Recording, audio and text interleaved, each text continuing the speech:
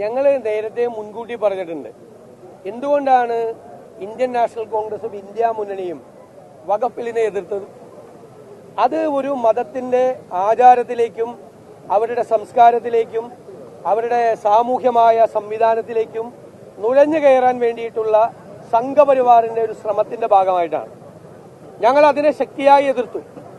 ആ ഭേദഗതികൾ എന്ന് പറയുന്നത് ഗവൺമെന്റിന്റെ കൺട്രോൾ മുഴുവൻ വഖഫിൽ ഏർപ്പെടുത്താൻ വേണ്ടിയിട്ടുള്ള നീക്കത്തിന്റെ ഭാഗമായിട്ട് ചെയ്ത, അതിനെ പല ശക്തികളും മുനമ്പം വിഷയവുമായിട്ട് കൂട്ടിക്കെട്ടാൻ ശ്രമിച്ചു. ഞങ്ങൾ പറഞ്ഞു, മുനമ്പം വിഷയവും ഇതും തമ്മിൽ യാതൊരു ബന്ധവുമില്ല.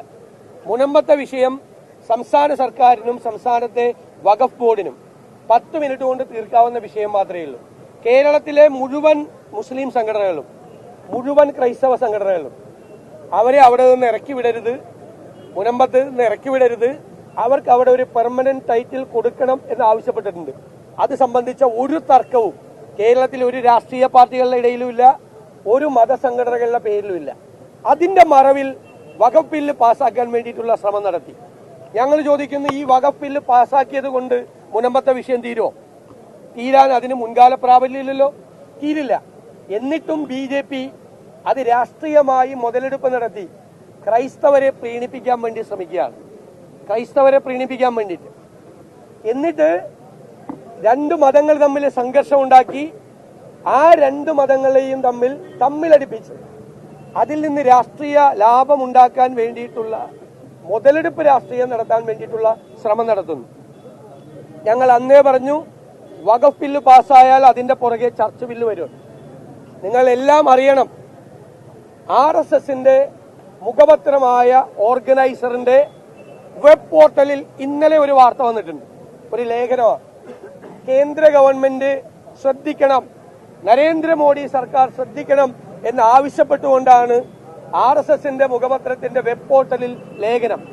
ആ ലേഖനത്തിൽ പറയുന്നത്, ഇന്ത്യയിൽ, ഈ രാജ്യത്ത് കേന്ദ്ര സർക്കാർ കഴിഞ്ഞാൽ ഏറ്റവും വലിയ ഭൂ ഉടമ, സർക്കാർ ഇതര ഭൂ ഉടമ കാത്തലിക് ചർച്ചാണെന്നാണ് പറഞ്ഞത്. കാത്തലിക് ചർച്ചാണെന്നാണ്. 7 കോടി ഹെക്ടർ സ്ഥലത്തിന്റെ ഉടമയാണ് ഇന്ത്യയിലെ കാത്തലിക് ചർച്ച്. എല്ലാവരും കൂടി 7 കോടി ഹെക്ടർ, അതായത് 17.29 ഏക്കർ, കോടി ഏക്കർ. വെറും 17.29 ഏക്കറല്ല, 17.29 കോടി ഏക്കർ സ്ഥലത്തിന്റെ ഉടമകളാണ് കാത്തലിക് ചർച്ച്. അതുകൊണ്ട് അത് അനധികൃതമായി ബ്രിട്ടീഷുകാരുള്ള കാലത്ത് ലീസ് മേടിച്ച് കൈവശം ക്രൈസ്തവർ വച്ചിരിക്കുന്ന ഭൂമിയാണ്. ആ ഭൂമി തിരിച്ചുപിടിക്കാനുള്ള നടപടികൾ കേന്ദ്ര ഗവൺമെന്റ് സ്വീകരിക്കണം എന്ന് RSS പറഞ്ഞിരിക്കുക. RSSന്റെ മുഖപത്രത്തിൽ RSSന്റെ അല്ലാതെ അഭിപ്രായം വരുമോ? RSS എന്നാ പറഞ്ഞിരിക്കുന്നത്? ഏപ്രിൽ 3-ാം തീയതി ലോകസഭയിൽ വഖഫ് ബില്ല് പാസാക്കിയ അതേ ദിവസം വഖഫ് ബില്ല് പാസ്സാകും. അത് കഴിഞ്ഞാൽ ഇത് തിരിച്ചുപിടിക്കാൻ ഇന്ത്യയിലെ ക്രൈസ്തവരുടെ കയ്യിലിരിക്കുന്ന 17.29 കോടി ഏക്കർ തിരിച്ചുപിടിക്കാനുള്ള നടപടി സ്വീകരിക്കണം എന്നാ പറഞ്ഞിരിക്കുന്നത്. അപ്പൊ ഇവര് ഈ ക്രൈസ്തവ ദേവാലയങ്ങളിൽ രത്നകിരീടമായി പോകുന്നതിന്റെയും ഈസ്റ്റർ ദിവസം കേക്കുമായി ക്രൈസ്തവ ഭവനങ്ങൾ സന്ദർശിക്കുന്നതിന്റെയും രഹസ്യം മനസ്സിലായല്ലോ. ജബൽപൂരിൽ തൃശൂർ ജില്ലക്കാരനായ ഒരു വൈദികനാണ് ഫാദർ ഡേവിസ് ക്രൂരമായി പോലീസിന്റെ മുമ്പിൽ വെച്ച് ആക്രമിക്കപ്പെട്ടത്. ഈ വഖഫ് ബില്ലിന്റെ പേരിൽ ക്രൈസ്തവരെ പ്രീണിപ്പിക്കാൻ BJP ശ്രമിക്കുമ്പോൾ കഴിഞ്ഞ ദിവസമാണ്, മിനിയാന്ന്, ഒഡീഷയിൽ ഒരു വൈദികൻ, ക്രൈസ്തവ വൈദികൻ ക്രൂരമായി ആക്രമിക്കപ്പെട്ടത്. Father Joshi George. ഞാൻ ഇന്നലെ അദ്ദേഹവുമായിട്ട് സംസാരിച്ചിരുന്നു. പള്ളിയിലേക്ക് 100-300 പോലീസ് കയറി വന്നു. നിങ്ങൾ ആരാന്ന് ചോദിച്ചു. അപ്പൊ പറഞ്ഞു, ഞാൻ വികാരിയാണെന്ന് പറഞ്ഞു. ഇദ്ദേഹം സഹവികാരിയാണെന്ന് പറഞ്ഞു. അപ്പ അടി തുടങ്ങിയെന്നാണ് അച്ഛൻ എന്നോട് പറഞ്ഞത്. അപ്പ അടി തുടങ്ങി പോലീസ്, ക്രൂരമായി തല്ലി പോലീസ്. സഹവികാരിയെ നിലത്തിട്ട് അദ്ദേഹത്തിന്റെ ഷോൾഡർ ബോൺ ഒടിഞ്ഞിരിക്കുകയാണ്. ഷോൾഡർ ബോൺ, ഈ ചുമലിലെ എല്ലാം ഒടിഞ്ഞിരിക്കുകയാണ്. അച്ഛനാണ് വികാരിയും സഹവികാരിയാണ് എന്ന് അറിഞ്ഞപ്പോ പോലീസ്, ഒഡീഷയിലെ പോലീസ് അടി തുടങ്ങി.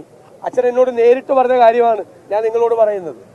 ക്രൈസ്തവർക്കെതിരായി ഈ രാജ്യത്തുടനീളം വ്യാപകമായ അക്രമങ്ങളാണ് അഴിച്ചുവിട്ടിരിക്കുന്നത്. എന്നിട്ട് കേരളത്തിൽ വന്ന് ക്രൈസ്തവരെ പ്രീണിപ്പിക്കാൻ വേണ്ടിയിട്ട് നിങ്ങൾക്ക് വേണ്ടിയാണ് നിലകൊള്ളത് എന്ന് പറയുന്ന ഈ ആട്ടിൻ തോലിട്ട ചെന്നായ്ക്കളെ തിരിച്ചറിയാൻ കേരളത്തിലെ ക്രൈസ്തവ സമൂഹത്തിന് കഴിയുക തന്നെ ചെയ്യും എന്നാണ് ഞങ്ങളുടെ വിശ്വാസം. ഇപ്പോൾ ഈ ആശാ സമരം സജീവമായി നിൽക്കുകയാണ്. അതിനിടയിലാണ് ഇപ്പോൾ പുതിയ വാർത്ത വരുന്നത്. കഴിഞ്ഞ റേഡിയോ മീറ്റിംഗിൽ IND ആർ ചന്ദ്രശേഖരനാണ് പഠന സമിതിയെ വെക്കാനുള്ള നിർദ്ദേശം മുന്നോട്ട് വെച്ചത്. ഇപ്പോൾ ആശ്മാർ പറയുന്നത് ചന്ദ്രശേഖരൻ ഉൾപ്പെടെയുള്ള ആളുകൾ തങ്ങളെ വഞ്ചിച്ചു എന്നാണ്.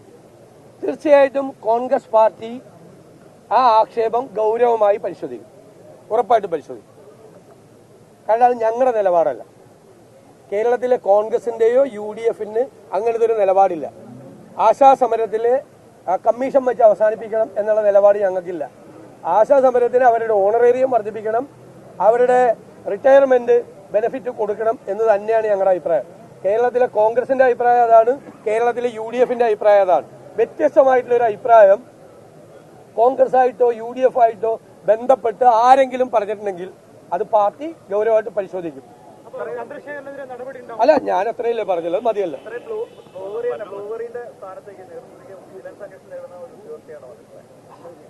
അത് അങ്ങനെ വയ്ക്കുള്ളല്ല, എളുപ്പത്തിൽ കാര്യങ്ങൾ ചെയ്യാൻ പറ്റിയ ആളുകളല്ലേ അങ്ങോട്ട് വയ്ക്കുള്ളൂ.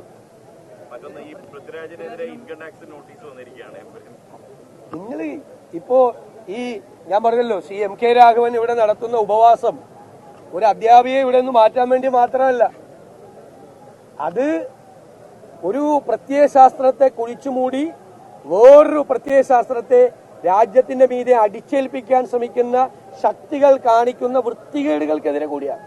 ഇതിന്റെയൊക്കെ തുടർച്ചയാണ്, ഈ ഗാന്ധി നിന്ദയുടെയൊക്കെ തുടർച്ചയാണ്. ഒരു ജനാധിപത്യ രാജ്യത്ത് നടക്കാൻ പറ്റുന്ന കാര്യമാണ്. ഒരു സിനിമ എടുത്തതിന്റെ പേരിൽ പ്രൊഡ്യൂസറിനെയും ഡയറക്ടറിനെയും റെയ്ഡ് ചെയ്യുക, അവർക്കെതിരായിട്ട് ഗവൺമെന്റ് ഏജൻസികളെ ഉപയോഗിച്ചുകൊണ്ട് അവരെ ആക്രമിക്കുക. അപ്പൊ ഇവിടെ എന്താ ഒന്നും പറയാൻ പാടില്ല, പറഞ്ഞ ജയിലിൽ പോവും. അതുകൊണ്ട് സൂക്ഷിക്കണം. സർക്കാരിനെതിരെ പറയരുത്.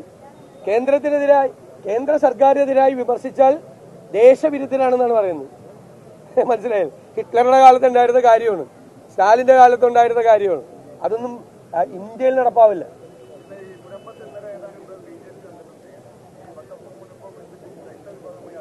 അവിടെയൊക്കെ ഉള്ള BJPക്കാർ തന്നെ BJP ചേർന്ന, അല്ലാതെ പുതിയതായിട്ടൊന്നും ആരും BJP ചേർന്നിട്ടില്ല. അവിടെ ഇതൊക്കെ വെറുതെ ക്യാമ്പയിനല്ലേ, അതൊക്കെ നമുക്കറിയാം. അല്ല, സഭാ നേതൃത്വം അല്ല, അവർക്ക് അറിയാലോ, അവർക്കിപ്പോ മനസ്സിലാവുമല്ലോ കാര്യങ്ങൾ. ഞങ്ങൾ മുൻകൂട്ടി പറഞ്ഞല്ലോ, വഖഫ് ബില്ലിനും പിന്നാലെ ചർച്ച് ബില്ലും കൂടി വരുന്നുണ്ട്. അതിന്റെ വിഷയമാണ് പറഞ്ഞത്. ഞങ്ങൾ അവരുമായിട്ട് സംസാരിച്ചിട്ടുണ്ട്. അവരെ കാര്യങ്ങൾ ഞങ്ങൾ ബോധ്യപ്പെടുത്തി കൊടുക്കും.